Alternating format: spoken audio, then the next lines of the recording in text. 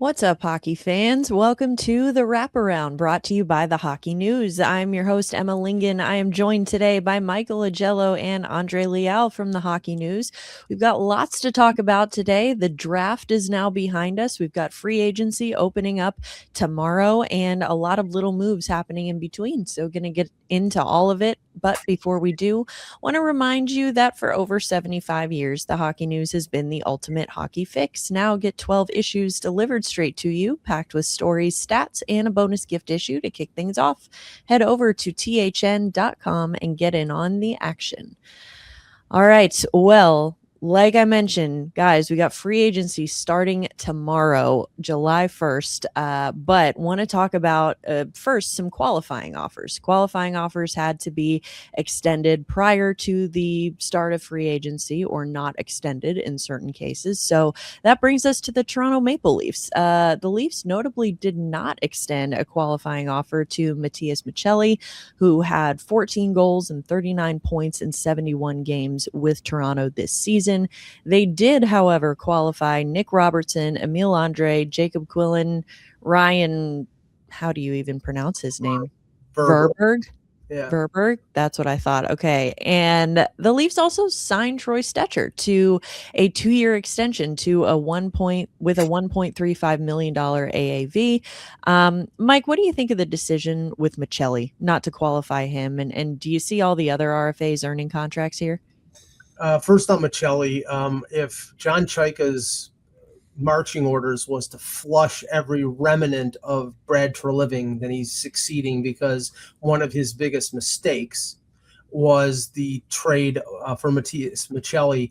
Not that Maccelli's not a good player, but they did it to make up for the playmaking that was lost by the trade of Mitch Marner to Vegas. He was not Mitch Marner, nowhere close to being Mitch Marner. He could not find a spot in the lineup, and he only started to really score when they were completely out of it. So to qualify him at over $4 million would have been a dramatic mistake, and hopefully they don't go back to him. I think there are enough players in free agency that they could add in their bottom six that could do a much better job than Maccelli. As for all the other players, I would sign Robertson to, I think he's got 2 years until unrestricted free agency. Jim Hiller may give him an opportunity that I've been looking for them to do, which is play him a little higher in the lineup and a little more than 12 minutes a night, because the guy can score. He can score 20 to 25 goals if he's played. And, the other names that you mentioned, Andre's probably going to be a bottom pairing guy. I like Jacob Quillen. Craig Berube stupidly played him 10 minutes a night and didn't give him any offensive opportunity when he was scoring at the American Hockey League level. So, I mean, Verberg, I think, is probably an AHLer, and Villeneuve should get a look at training camp on the bottom pairing. So there are some players there, and I think that hopefully Jim Hiller has more of an open mind than the previous administration. Villeneuve, that was the other one I forgot to mention. Lots of names here to keep an eye on in Toronto. Andre, what do you think of the decision with Maccelli? Do you think it is going to be something that comes back to bite the Leafs in the future, or do you think that it's going to be the right move moving forward? We'll see if it bites them. Like, I don't know if there's a real big risk in the Leafs not taking him back, considering what they would have to pay for a qualifying offer. I like also just to free up a little bit more space in that bottom six or middle of the lineup. Like Mike said, like, Robertson deserves a little bit more of an opportunity. And if you look at their roster, they have so many left-handed wingers. Robertson, I mentioned, Knies, McKenna's coming in, Cowan's expected to be a regular, Dakota Joshua. So they have a lot of those, I guess, left-handed, smaller left wingers, I guess. So it makes sense to clear up some space. And yeah, for the others, I expect them all to get an offer. We'll see if Robertson goes to arbitration again. I know that happened last year, so we'll see about that. Villeneuve, like Augello said, should really get a look. I mean, Chaika acquired Andre as a player who can, change up the look of that defense, where they can move the puck more and be more mobile. Villeneuve, right in your system, can also do the same thing and is, a little bit bigger than Andre. So, yeah, he certainly deserves a look. And yeah, I think all the way around, can't complain with what happened so far. on top of what Andre is saying regarding the Leafs, I mean, you look at what they're probably going to go after in free agency. You've heard names like Mason Marchment, like Corey Perry, like Ryan Lomborg. The reason that you're hearing those names is because they're coming up against the Charlestown Chiefs of the NHL and the Florida Panthers, and the Tampa Bay Lightning are also going to be a team that you're going to have to deal with physically. And if you want to have success in the Atlantic Division, you're going to have some pushback. So it's going to be very intriguing to see what John Chayka does on Wednesday. Well, speaking of Wednesday, the start of free agency, the Carolina Hurricanes acquired the rights to pending UFA John Carlson in a trade with the Anaheim Ducks. So the Ducks got the 192nd overall pick from Carolina at the draft, along with a minor league defenseman in Kyle Masters. So just by way of review, we know John Carlson, 36 years old. He played 16 regular season games with the Ducks. He had 4 goals and 14 points in that span. He added 6 points in 12 playoff games with Anaheim as well. So, Mike, do you think that the Hurricanes will be able to sign Carlson, or do you think they'll let him go to free agency? If they are able to sign him, what do you think a contract would look like? I think the price was so low to get the early window on Carlson, a 6th-round pick. I mean, that's not really much. And it gives him a few days to negotiate with him. I mean, all the indications out there is that his agent is asking for, $9 to $10 million on a 2-year deal. To me, a player at his age, even though he really hasn't dropped off a lot, that's scary.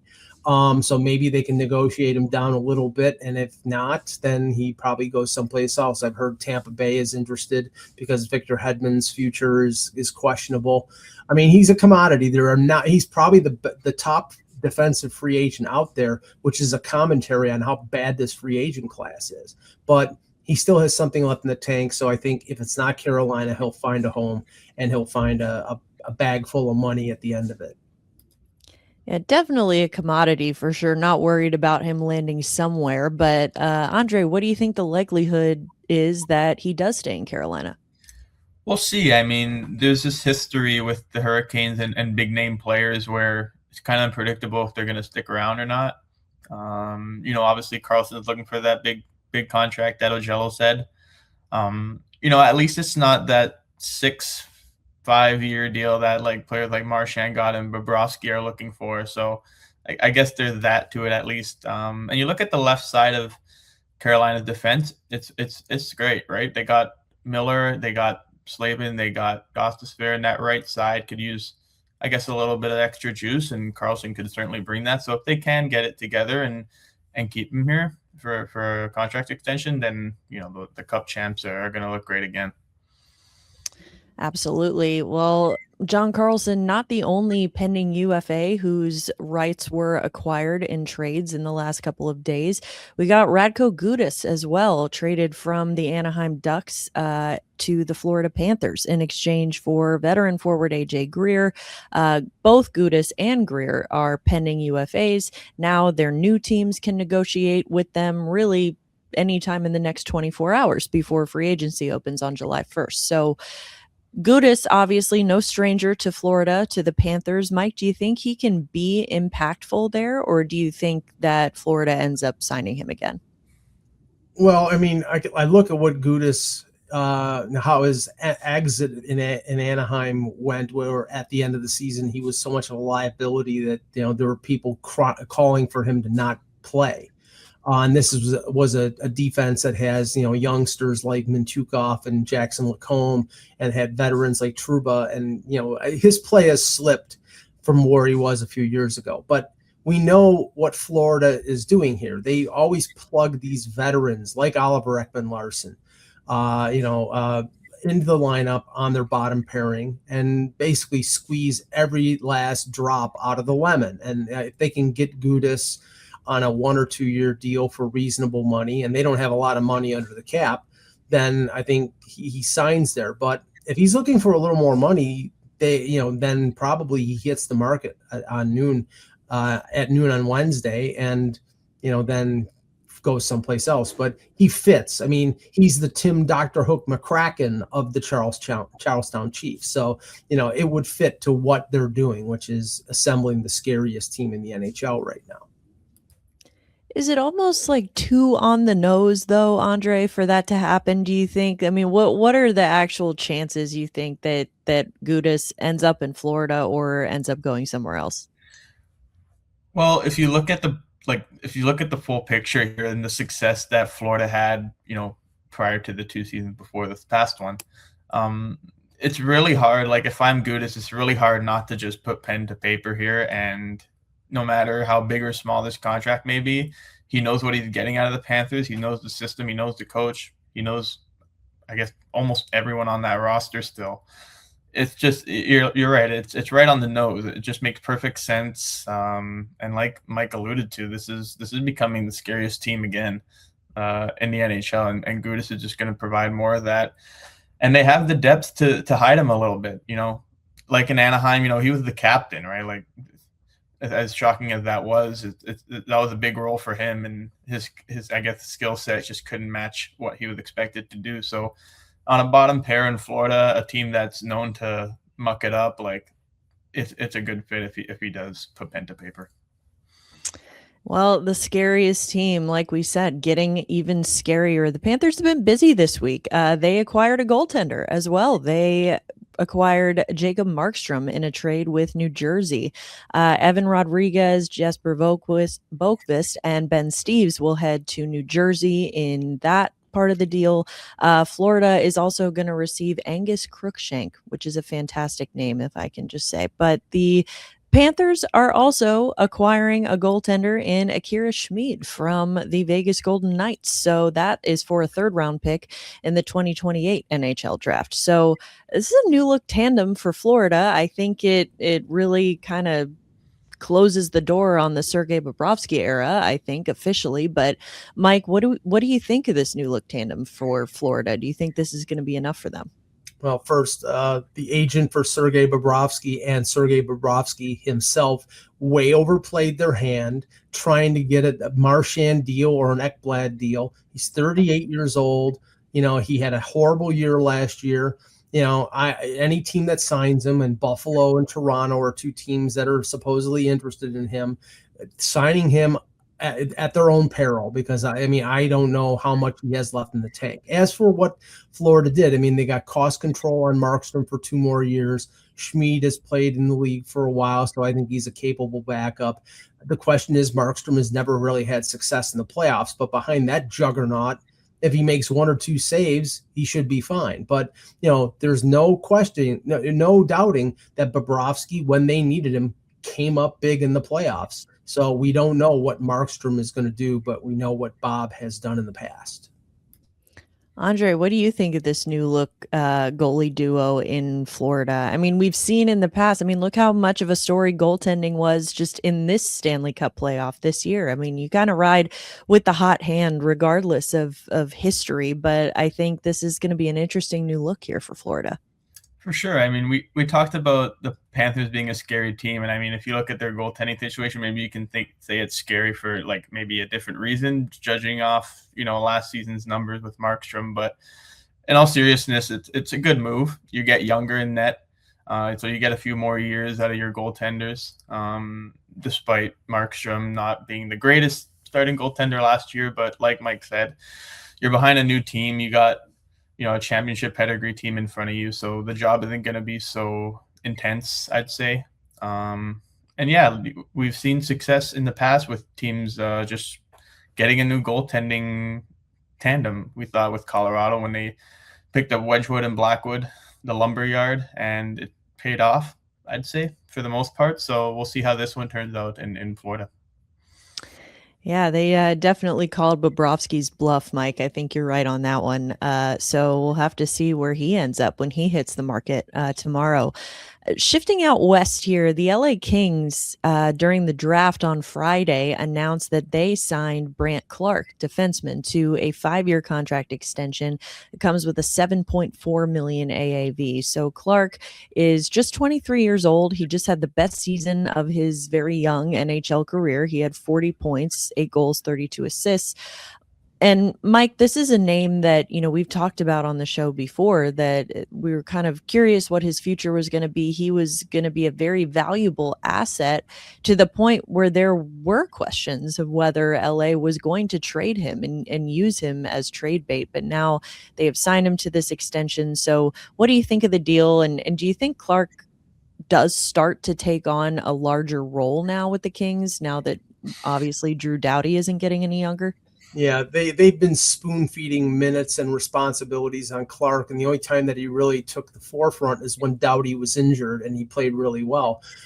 He got a good, that's a good contract for the Kings based on what you're seeing, the prices out there in free agency, or players who are going to get re-signed. He's not Cale Makar, but Cale Makar might probably make double of what he's going to make on his new deal. And I also think that you factor in the stance that they're taking with Doughty, where they're like, we'll talk about it at the end of the year about a new contract, where I think clearly he wants to stay in LA, but, they're uncertain about, whether he's going to drop off. I think he's 35 years old. So, I think it's a good signing. I think he's a really good player. And now if they make him the point man on the power play and give him 20 to 23 minutes a night, he's going to probably be a 55 to 60 point defenseman. He's got a lot of talent, and I like the signing by the Kings. Andre, what do you think of this contract for Clarke? Do you think it's fair? And do you agree with Mike that he's going to start to see a bigger role? Yeah, for sure. I think it's a great deal. Good for the player, great for the team. In the long run, it's going to look nice. And yeah, I think, opportunity should blossom for Clarke now. Like you said, Doughty is getting older, but also just his skill and growth in general should propel him to the top of that defense score anyway. And now with the coaching change, with Laviolette coming in and no longer having to play under Hiller, like, that's going to be a new opportunity in the making, just based off that. He's not a dominant defenseman, but he is a difference maker. So for him to get, well over 20 plus minutes a night will only be good for him. And he'll be able to develop all aspects of his game. And like Mike said, we could see, 50 points out of this guy really soon. So, on a blue line that's kind of dull and slow outside of Clarke, they'll really need him to pop, and the best way you're going to do that is give him more opportunity. So yeah.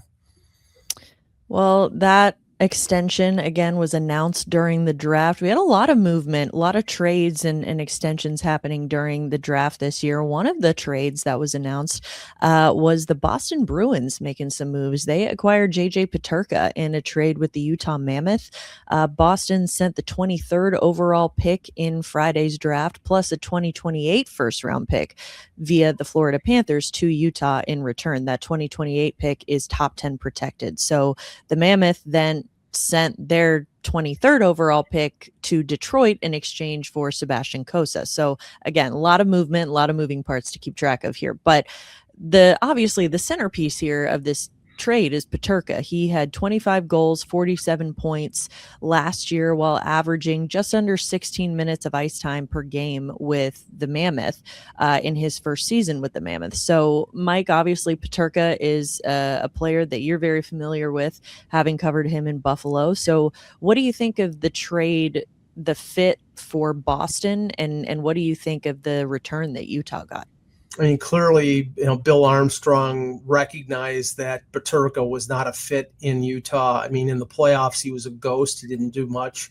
He's a talented player. He's a scorer. But there are limitations to his game. Defensively, he's not the best. I think he's going to Boston, and Marco Sturm being a German coach and JJ Peterka being a German player, I think he can reach him, and I think he can be to that 30 to 35 goal scorer. They need secondary offense other than Pasternak and a few other players. So I think it's a risk worth taking. It's just going to be very fun to see Peterka come into the KeyBank Center a couple times a year, playing his former team, along with like Dylan Cousins in Ottawa. There's a lot of ex-Sabres that will come in. And but Peterka, because he sort of asked out and wanted to get the big money, I think there's a particular animus from Buffalo fans on JJ Peterka. Yeah, well, once the big money, then you got to play like the guy who earns the big money, and like you said, he was not that guy for Utah in the playoffs this last year. Andre, do you see there being similar pressure on him when he does end up in Boston now? With, like Mike said, Boston lacking a lot of scoring depth below that first line. So obviously there is going to be a little bit of pressure on him, not to mention the fact that, Boston had to give up 2 first-round picks to get him. So, I mean, what do you think of this deal overall? Do you think that the fit ends up working?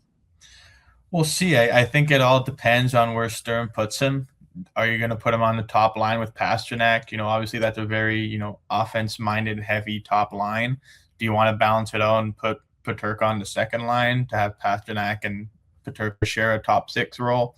There are a lot of things that can factor in on how well Peterka can do. And, for both sides, Boston do get a good offensive player. They need that depth. They need that, I don't want to say secondary scoring, but you do need that offensive depth, especially for a team in the middle of a rebuild.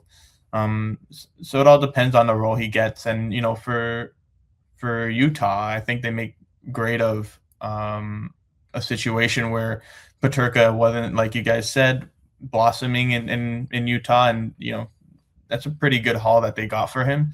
So we'll see how it plays out for both sides. I think Bill Armstrong made good use of a situation, and Boston are hoping that they can capitalize on some offensive help for next season. Well, it clears up some cap space for Utah now if they're looking to sign or potentially re-sign any pending free agents they have. So that brings me to my next question. Obviously, we've talked a lot about how this year's free agent class, not exactly the most robust class that we've seen, but there are still some names out there and guys that are going to get paid, guys that are going to get new deals, just with the lack of depth there is in this class. But Mike, I'm curious, we already know most of the big name guys have already signed extensions or they've found their new homes. Are there any names out there who you think are flying under the radar as potential impact adds in free agency? Well, I'll concentrate on the ones who I think are a little surprising that are under the age of 30, because the collection of free agents, there are a ton that are 30 and above. I'm intrigued by guys like Michael Bunting and Ilya Mikheyev, 2 former Leafs, because I think they are decent role players. But the 3 that I sort of looked at, Paul Cotter, who was not qualified by the Devils, who not last season, but the previous season scored 16 goals. Bobby Brink, who was traded to Minnesota, who I think is 24 years old and was not qualified by the Wild, and former Nashville Predator and Seattle Kraken Ilya Tolvanen, who's a UFA at age 27. Potentially, these guys could get paid really well because they're under 30, because they, some of them have speed or some of them can score a goal. I mean, I don't think they're top 6 guys, but I think effectively middle 6 or bottom 6, they can provide depth to a team, and I think these guys will be targets on Wednesday. Andre, any names that Mike didn't mention that you think are names to keep an eye on here? Yeah, I mean, some of the ones I got in my head are a little more on the veteran side. One of them I thought of was Anders Lee. He's not the craziest superstar, but now he's not going to be on that, hefty contract that he was on before. He's going to be given, a lesser role than he was with the Islanders. And he's someone that can score, 40 points, even when he's not the guy. So I think he could be a good, leadership fit for any team contending. I also think about Bjorkstrand, who was kind of buried in the Tampa Bay Lightning lineup. So I feel like he wasn't really himself with the Lightning, with the Kraken and with the Blue Jackets towards the end of his tenure there. He was a decent goal scorer, a decent point producer, someone that can be a second line guy for a lot of teams. Another one I thought of is Kevin Stenlund of the Mammoth. He's a great penalty killer. One of the top guys in the league, actually, in terms of faceoffs and just time on the penalty kill. And then I also agree with Mike on Bobby Brink. That's a great, young, in terms of free agency, you're not going to find young players like that and a player who has, some upside. And, for someone who's covering the Leafs, I can see, a right-handed shot, middle of the six or middle lineup player. And, with that youth, you have to see some upside in that. So I think those are all guys that could, be under the radar for sure and help a team maybe on a lower contract than, you're getting good value in those players. Stenlund's a good call out from Utah as well. I would throw in Ian Cole as well. Older, a veteran player, but a proven winner and someone who can really round out the bottom pairing of a defense for a contender or a younger team that's looking for more stability there. So not the biggest names out there, but definitely lots of names to keep an eye on here. Want to wrap up today talking about the St. Louis Blues. So we learned yesterday that they are going to be waiving Jonathan Drouin for the purpose of buying out his contract. So Drouin, just by way of review, played 9 games for the Blues. He joined them in March in the Braden Shen trade that sent him to the New York Islanders. Drouin's 31 years old. He finished with 24 points in 64 games between the Islanders and the Blues this past season. He had 1 season left on his contract at $4 million.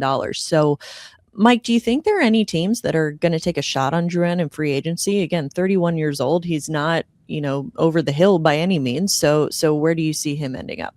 Okay, I'm going to put my Karnak the Magnificent turban on here. How about the Colorado Avalanche? Because Valerie Nikushkin, they traded him to Columbus.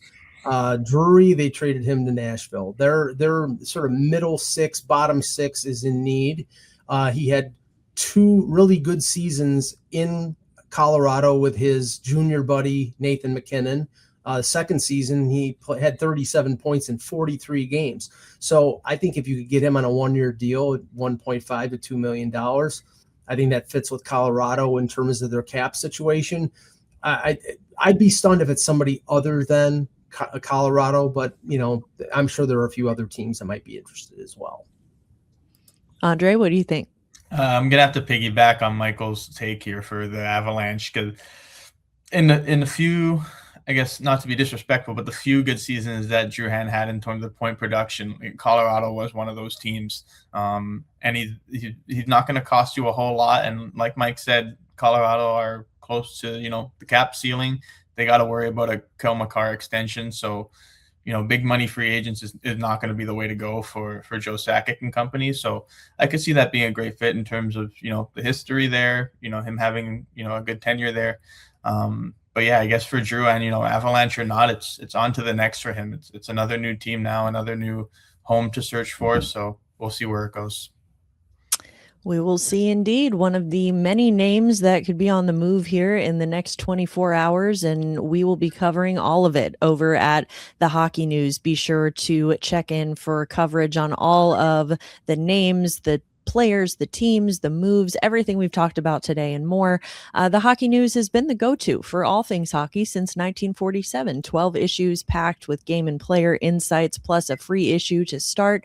It's a must-have for any fan. Head to thn.com/free and grab your subscription today. That's going to do it for today's episode of The Wraparound. Thank you so much to everyone who joined us today. We really do appreciate it. Probably assume we'll have lots to talk about on our next episode on Thursday. All these new players finding new homes. So we'll be back with an all new episode then. But for now, for Michael Augello and Andre Leal, I'm Emma Lingan. This is The Wraparound, and we will see you next time.